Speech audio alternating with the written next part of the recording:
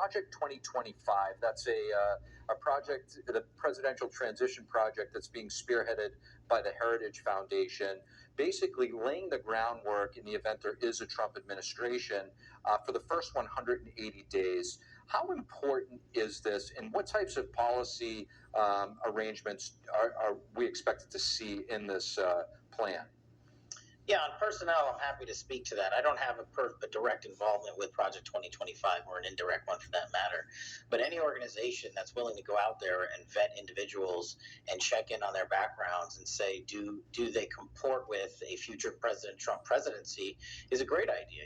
Why not use the resources that the left uses all the time to cull through the candidates for certain slots should President Trump win, and provide background information and important vetting information that's just so hard to do on your own. While you're running a presidential campaign, you're laying out policy, as you alluded to, but personnel, and then you need the hundreds of people to walk in with you on day one. So I'm glad they're doing it, and I think other groups are doing it as well. But we also have our own stock of knowledge, which I hope we will rely on heavily from our past, 2016, 2020.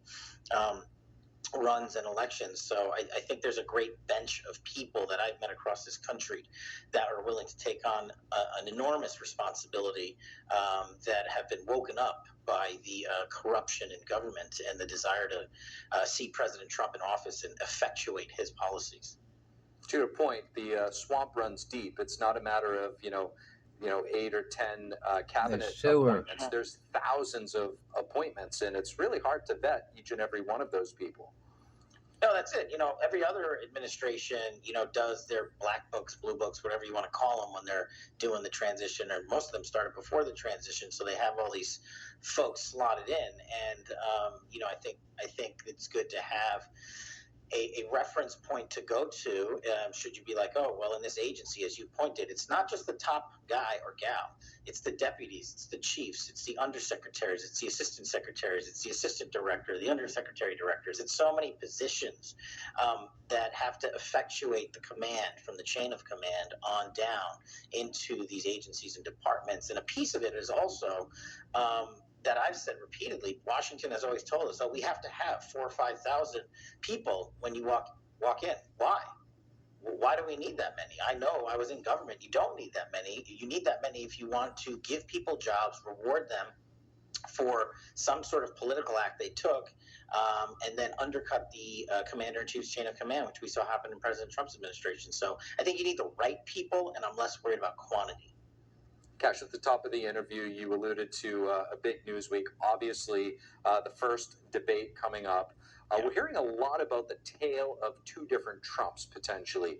Even he teased the crowd at one of his rallies over the weekend about which version of Trump might they want to see. Will it be the more subdued former president, or will it be the one that's on the offensive? And I want to get your thoughts, what you think we'll see, and when is former President Trump ultimately at his best?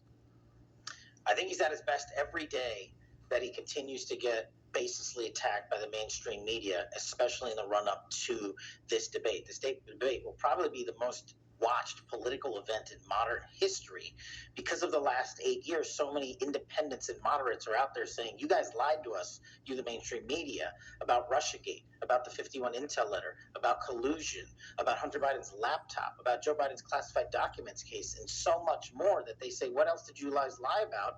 I want to hear from the candidate themselves, and I want to hear President Trump take on Joe Biden and CNN to a certain degree to say, you guys lied about everything down in the church in South Carolina on forward. I want to know how they're going to correct the record. And look, I think President Trump is going to show you President Trump. I think he's going to show you all his policies he's put on full display for the last 3.5 years, from education and national security to healthcare to the economy. I think you're going to probably see some humor that only President Trump can weave into a conversation, a debate of this magnitude. And I think you're going to see everything he's talked about on the campaign trail come together, because President Trump doesn't prepare for one day or the week of. President Trump's been preparing for the last 10 years, basically. So he's going to be in great form. At least that's my belief. Cash, any insights as to how he's been preparing? I don't know that this man ever takes a minute of the day not preparing. Having been around him, having been in the senior levels of his administration, every media article, I don't know a single individual that consumes more media, more politics, and more information than President Trump everywhere he goes. That's prep nonstop. People who have to quote unquote prepare I don't for certain know. debates, like a Joe Biden, are I the ones that cover a were never lot. preparing. So they're looking for taglines, they're looking for snippets, they're looking for the media to give them a quick headline and perhaps push another disinformation campaign. Senior advisor to former President Trump, Kash Patel, thank you so much. Hey, thanks. Have a great day. Recent polling showing former President Trump leading President Biden in 6 key battleground states. According to a recent CBS YouGov poll, the economy, crime, and the border top concerns for the majority of voters. Joining me now to assess the debate is Democratic strategist Theron Bond. Theron Bond, thank you so much for joining. Thank you for having me. It's great to have you with us. Theron, as President Biden and former President Trump prepare for their first debate of the 2024 election, the latest polls showing Trump leading President Biden in 6 key swing states: Arizona, Georgia, Wisconsin, Nevada, Pennsylvania, and Michigan. What does President Biden need to do to turn things around in these key states? The short answer is going to be that President Biden needs to tweak his messaging significantly. As we know, the message is what will resonate with voters or turn them off. And right now, nobody's excited about either of the two candidates. But what President Joe Biden can do is elevate his message. He can actually tweak his message to speak more to younger voters, to speak more to women voters, speak more to Black voters. If he starts to pivot now, it may be enough to save this election. And as we all know, democracy is on the ballot, but it's going to take a lot. Right now, people feel like former President Donald Trump represents action. Despite the extremity of that action, he does represent action. And right now, President Joe Biden just represents a lot of talk. And we've had almost 4 years to see that talk turn into action. And a lot of people feel as if it hasn't been enough. You mentioned the younger voters whom President Biden is trying to court, and it's becoming more and more difficult for those younger voters to buy houses. They say it's hard to raise a family now. Many have said that they just won't even vote at all this election cycle. What should President Biden's message be to this demographic to get them motivated to vote?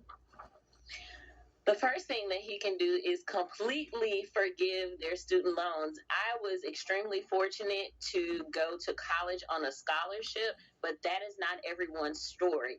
Everyone deserves to be able to access education despite their financial status, and whether or not they have scholarships. Should they need to get a loan, they should be able to do that, receive their education, and now have it forgiven. The way President Joe Biden has slow crawled this student debt forgiveness is appalling. I think a lot of people got really excited and then they didn't. Younger voters want to be able to purchase a house. They want to be able to travel. They want to be able to get passports and travel internationally.